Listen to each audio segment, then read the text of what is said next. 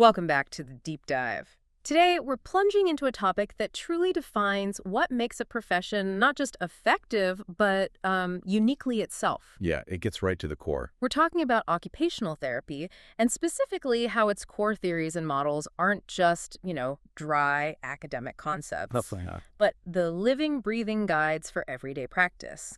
Our main guide for this deep dive is a really powerful 2015 article by Annette V. Joosten. Right, contemporary occupational therapy. Our occupational therapy models are central to occupation-centered practice. Exactly. And she had an accompanying presentation, too.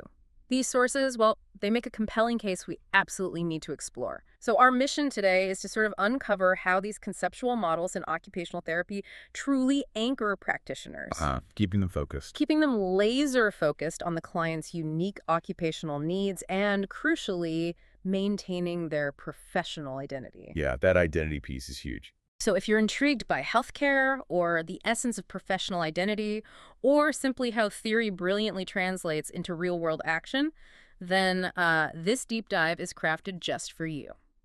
Okay, let's unpack this then. Every robust profession has a foundational understanding, right? A shared philosophical bedrock that guides its members. Absolutely. For occupational therapy, the source material points us to what's called the contemporary paradigm. Kielhofner talked about this back in 2009. That's the one. What's really at the heart of this shared view for OTs? Well, what's truly foundational here is that this paradigm gives them like three clear conceptual pillars. Okay. First, it asserts the profound importance of occupation, just doing things to overall health and well-being. It's not just a nice to have, it's central. Right. Second, it identifies occupational problems or challenges. Those daily activities people want, need, or are expected to do but struggle with as the central focus of OT. Got it. The main target. Exactly. And third, and this is really the defining feature, the very core of OT practice, it's the use of occupation itself as the primary means to improve health status. Using the activity as the therapy. Precisely. It's their professional identity. Elegantly stated, really.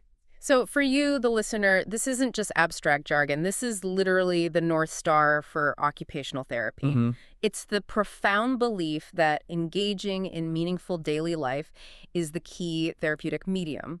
That's quite a powerful reframe compared to many other medical models, isn't it? It really is. It shifts the whole perspective. Now, even with such a strong foundation, the world isn't static, obviously. The source material highlights a critical debate.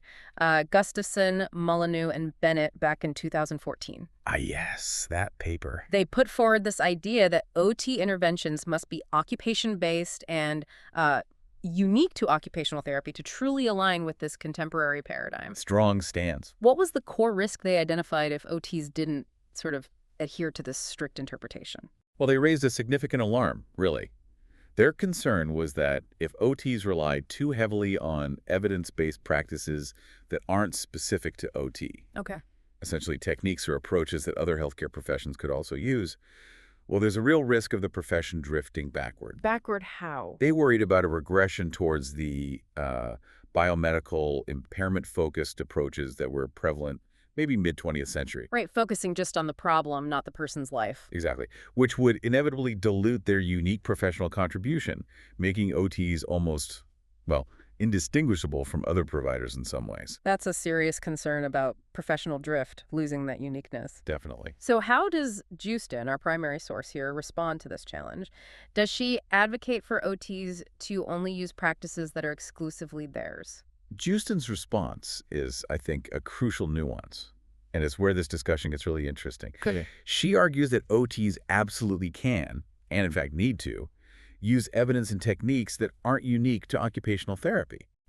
So she disagrees with that strict view. Well, yes and no. The critical condition isn't what is used, but how it's applied. That's the key. How it's applied. Explain that. She stresses that it's through the application of their own distinct occupational therapy, conceptual models, making sure interventions and documentation clearly reflect an occupation focus, that this related knowledge can wisely inform practice. So it's about the lens. Exactly. It's about the unique occupational lens through which they view and apply all information, not just about using only exclusive OT content. That's a crucial distinction. Integration, not isolation. Yeah. Okay. Building on that, Kielhofner, who's also referenced in the article, gives us this fascinating framework for understanding professional knowledge itself, like concentric rings. Yes, that's a great visual. Think of it like a target. Okay, At the very center of the bullseye is identity knowledge. That's the contemporary paradigm we just talked about, the defining core. got it. The heart. Surrounding that, in the inner ring, is conceptual practice knowledge. This refers specifically to the occupational therapy conceptual models themselves, the tools, basically. Right, the frameworks for thinking. And then in the outermost ring is related knowledge. That's all the theories and techniques from outside OT. Like psychology, motor learning, that sort of thing. Exactly. And the brilliant insight here, as Joosten emphasizes, is that this occupational lens must focus on all layers of knowledge, not just the central paradigm. It all needs to be viewed through that OT perspective. Okay, so the models help apply the paradigm to everything, even the outside knowledge. Precisely. To ensure everything is congruent with their foundations. What truly stands out here for a practitioner is how those conceptual models in that inner ring really give structure to that central paradigm. It's not just a nice idea, it's a working framework. Absolutely. What was the driving force behind their development? They really took off in the 1980s, apparently. Yeah, the driving force was a significant conscious shift, moving away from an impairment-focused approach, which was pretty prevalent, Just fixing the broken part. right, towards a truly occupational focus. The goal was to move beyond just fixing a body part, and instead to deeply understand what clients want, need, and are expected to do in their actual lives. The whole context. The whole context. Yeah. And while that person-environment-occupation interaction was always fundamental, these models provided the necessary structure and a clear process for action. So they turned theory into practical guidance. Exactly. Transforming abstract theory into practical, client-centered guidance. So if the paradigm is the what and the why, these conceptual models are definitely the how. Could you give us a few examples, maybe hint at what makes one or two distinct? Sure. The source mentions several, each with unique characteristics, but importantly, a shared commitment to occupation. There's the Occupational Performance Model, OPM, the Model of Human Occupation, MOAO. MOAO is quite well known for its focus on a person's volition, habituation, and performance capacity. What drives them, their habits, their skills. Right. Then there's person-environment occupation performance, POP. The Canadian Model of Occupational Performance and Engagement, CMOP. CMOP is big too, right? Spirituality at the core. That's the key feature, yes. And there's also the Kawa model, which is really interesting. It uses the metaphor of a river to understand life's flow, often in a very culturally sensitive way. Fascinating. Different angles, but the same focus. Exactly. They all share that common focus on occupation, occupational performance, and that dynamic relationship between the person and their environment. It sounds like these models aren't just labels. They provide an organizational backbone. They help reduce personal bias by offering a structured approach. A shared language. And give practitioners that common language to communicate, document, and truly act on complex client problems. They're really the operational engine for daily practice. That's a great way to put it, the engine. Now, let's circle back to that outer ring of knowledge, the related knowledge. The article gives some great examples. What kind of theories and techniques fall into this category? Right, so related knowledge is basically any theories and techniques that originate outside of OT's core conceptual models. Okay. Think about, say, learning and behavior theories, motor learning and control theory, attachment theory, things from psychology or neuroscience. And specific techniques, too. Yes, absolutely. Specific clinical techniques like counseling approaches, various forms of therapeutic handling, maybe electrical stimulation or memory training strategies. Things many different therapists might use. Exactly. And the article also points out that even fundamental concepts like therapeutic use of self or client-centered practice, while central to OT, are often used across multiple professions. Yeah. So they technically fall into this related category for OTs. That makes sense. These are powerful tools. But Joosten makes it crystal clear that there are crucial conditions for OTs to wisely integrate this related knowledge. It's not just a free-for-all, is it? Not at all, no. Joosten stresses two essential conditions when using these non-unique theories or techniques. Condition 1. First, this knowledge must be congruent with the broader occupational therapy paradigm and all their conceptual foundations. It has to fit. It can't contradict their core beliefs about occupation. Okay, alignment is key. And second, And this is absolutely vital, she says, it must not become the primary focus of their intervention or the sole measure of their clients' outcomes. Ah, so the technique shouldn't take over. Precisely. If these conditions aren't rigorously met, the profession risks losing its unique identity, just as Gustafson and colleagues warned. It truly emphasizes the power of the occupational lens over the technique itself. So it's always about making sure the technique serves the why of occupational therapy, rather than letting the techniques dictate the professional identity. I wonder, though, for a busy practitioner, is it always easy to remember to filter these external techniques through that occupational lens? Well, that's the challenge, isn't it? It requires continuous, conscious clinical reasoning. Mhm. And that's precisely why these models are so essential. Because they provide the framework. They provide the mental framework to constantly ask, okay, how does this specific technique support my client's participation in meaningful occupations? Without that structure, it's probably very easy to lose sight of the main goal. This raises an important, maybe even stark question. What are the concrete risks or problems if an OT practices without consistently using these conceptual models to guide them? The source is remarkably direct about this. It outlines 4 major pitfalls, and they all really stem from that lack of a central occupational focus. Okay, what are they? First, practitioners risk not truly knowing what their clients actually want, need, or are expected to do. You miss the mark on goals. Right, the client's perspective gets lost. Second, they might not choose outcome measures with their clients. That collaborative, client-centered piece gets missed. Third, the outcomes they do choose might not even be occupation-based. They might focus on, say, range of motion, but not link it to what the person can do. Measuring the component, not the activity. Exactly. Failing to reflect real-world engagement. And finally, their documentation might fail to show changes in a client's participation in meaningful activity. And if that happens, You can't show the unique value of OT. precisely, you fail to highlight the unique contribution of occupational therapy itself. Wow. So it really impacts everything, from truly understanding the client's goals right at the start to clearly articulating and, frankly, proving the profession's unique value at the end. It's a matter of both effectiveness and really professional integrity. Okay. So for you, the learner, wondering what this actually looks like in practice, what does it mean to practice using these conceptual models? Where does an OT actually begin? Well, the process starts right at the beginning, typically with very structured client-centered interviews. Like the COPM. The Canadian Occupational Performance Measure, the COPM, is mentioned as an excellent example, along with other occupation and interest assessments. The main aim is to deeply understand the person as an occupational being. As a doer. Yes, within their unique contexts. Gathering information primarily based on the client's perception, what they identify as important and meaningful, what they want and need to do. And then the model really comes into play. Exactly.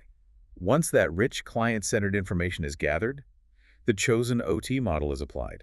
It helps the OT organize and understand the person's abilities, the environments and contexts where occupations happen, and the specific demands of the occupation itself. Like putting the puzzle pieces together using a picture. That's a good analogy. It's like a blueprint for understanding the whole picture. And only after this foundational understanding is firmly established does the OT then decide if maybe some performance or component-focused assessments are needed. Ah, so the specific tests come later. They can, if needed. But even then, the article emphasizes selecting performance assessments that use real-life activities, not just isolated person abilities, keeping it grounded in occupation. So the assessment itself stays occupation-focused. Ideally, yes. Yes. Ensuring the assessment reflects the philosophy. It sounds like a much more holistic, integrated approach than just, picking a technique off the shelf and applying it to a problem. There's a real intellectual process at work. It absolutely is. And Kielhofner, again, reminded us of this. He said, using a model elevates clinical practice from the application of techniques to a professional process of conceptual problem-solving, planning, and action. A professional process. I like that. It's about that professional process, not just a series of disconnected treatments. This integrated approach leads directly to another critical area where theory guides practice: documentation. This is huge in healthcare. Oh, absolutely. The source makes a powerful case for shifting from component-focused language to occupation-focused language. Can you give us some of those compelling examples again? They really hit home. Yeah, the examples provided are excellent. They really illustrate just how profound this difference is in practice. Okay. So instead of documenting, say, increased hand strength, just a number, an occupation-focused approach would state able to grasp a spoon and eat dinner independently. Much more meaningful. Totally. Or instead of just improved balance, you'd document showered safely and independently while standing for 10 minutes. That's a huge difference. It makes it so much clearer what the actual tangible impact is on the person's daily life, Right. not just some abstract clinical measure. It's a game changer for clarity and for demonstrating value. Another powerful example they gave. Rather than simply noting, discharged with wheelchair. Which sounds quite passive. Right. The article suggests documenting return to work with wheelchairs that enabled independent mobility. See the difference? It's huge. Active, functional, contextual. Exactly. This shift in language powerfully reflects a deeper understanding of the client's occupational roles and their desired contexts. And, crucially, it highlights the unique contribution of OT to their life. It makes the why OT explicitly clear. To anyone reading that note, other professionals, funders. Anyone, it communicates the value proposition clearly. Of course, real-world practice isn't always smooth sailing, is it? The source acknowledges several systemic barriers, things that can make it difficult for OTs to maintain this occupation-based focus. Yeah, the realities of the system. Like rigid healthcare system structures, or maybe prescriptive care pathways, or mandated assessments that don't always align perfectly with an occupational focus. Time pressures, billing codes, all sorts of things. How does the article suggest OTs respond to these pressures and ensure they retain their unique identity in the face of all that? Well, the article offers a pretty strong call to action, actually. It reminds OTs that we need to stop, reflect, and be more proactive in restoring our position as the enablers of engagement in occupation. Stop, reflect, be proactive. Yeah. And with the increased focus nowadays on interprofessional teams and other professions adopting activity-based approaches. Which is good, but also creates potential overlap. Exactly. It makes it even more important for OTs to ensure what they do has occupation at its center and looks and sounds like occupation. So be visible, be vocal. I think so.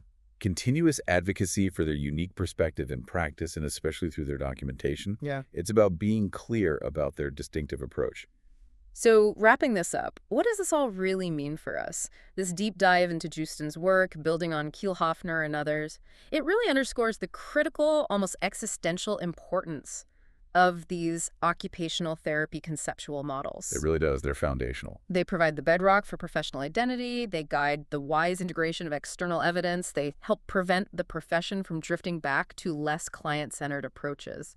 And they ensure that every action, from that first interview to the final documentation, truly serves the client's journey of engaging in meaningful occupation. It's the framework that makes the profession genuinely shine, isn't it? That sums it up beautifully. The message is clear.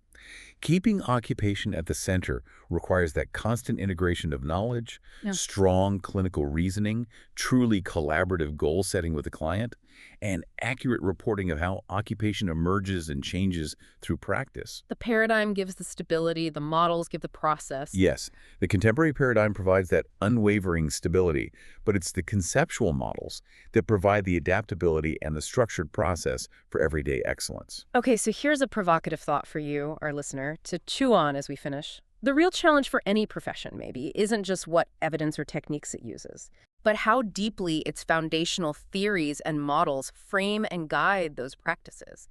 So how can professionals in your field ensure their core principles always translate into unique, effective, and client-centered application rather than just becoming, a collection of techniques that anyone could potentially wield? That's a great question to ponder. Yeah. How do you keep your core alive in practice? Indeed. Thank you for joining us on this deep dive into the theoretical foundations of occupational therapy practice. We hope it's given you some new insights into how critical theory really is to everyday excellence. Hope it was useful. Until next time, keep exploring, keep questioning, and keep learning.